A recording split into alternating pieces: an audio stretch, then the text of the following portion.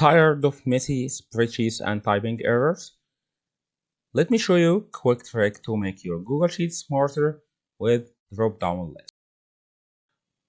As you see in this video, we have a table of data which contains a team member, task, status, and priority. Now we can start with a drop-down list. It's a static drop-down list. We manually add data to this list.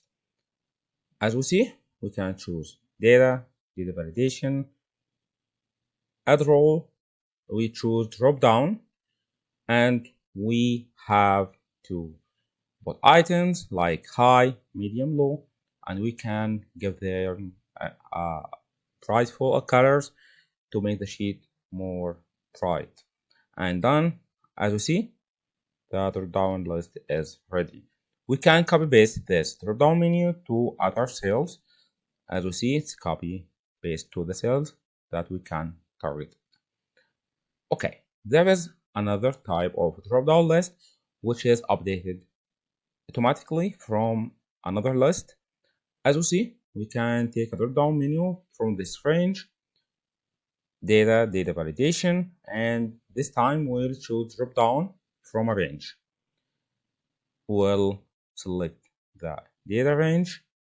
Okay, as we see, we have the data of names of people, team member that we have in the drop-down list. Okay, we can add or delete one of these names, and we can see the impact of deletion or addition on the drop-down list. As we see, we have the names. We can add name like George. We can see the impact that George is added, and before we deleted Stephen, and Stephen is deleted from the drop-down list. If you like the video, subscribe and share it. Thank you.